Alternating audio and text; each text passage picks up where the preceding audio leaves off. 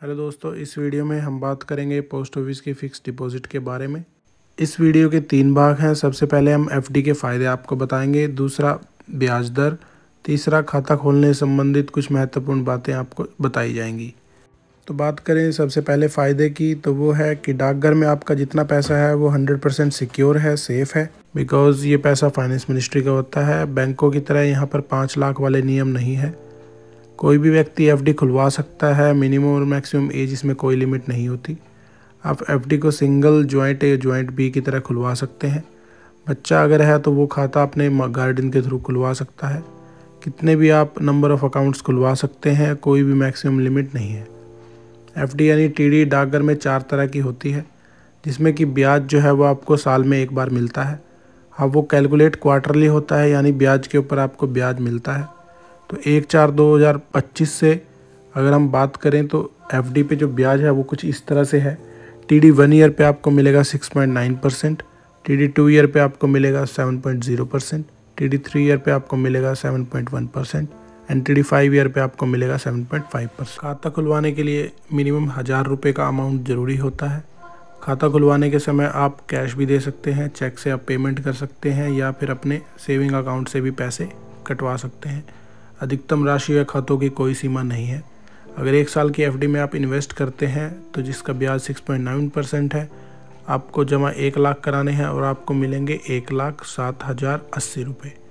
वहीं अगर 2 साल की एफडी की बात करें, जिसमें कि ब्याज आपका 7.0% है और आप उसमें 1 लाख रुपये इन्वेस्ट करते हैं, तो आपको 2 साल के बाद मिलते हैं 1,14,372 रुपये। वहीं 3 साल की एफडी की स्कीम की बात करें, जिसमें कि ब्याज दर 7.1% है, उसमें भी आप अगर 1 लाख रुपए इन्वेस्ट करते हैं तो 3 साल के बाद आपको मिलते हैं 1,21,873 रुपये।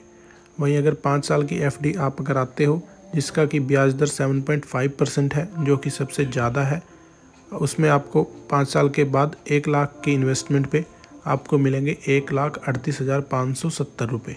एफडी 5 साल की अगर आप कराते हो तो उसमें आपको एटीसी की रिबेट भी मिलती है, बट आपने जो इंटरेस्ट अर्न किया है वो टैक्सेबल होगा, चाहे आपने कोई सी भी एफडी कराई हो।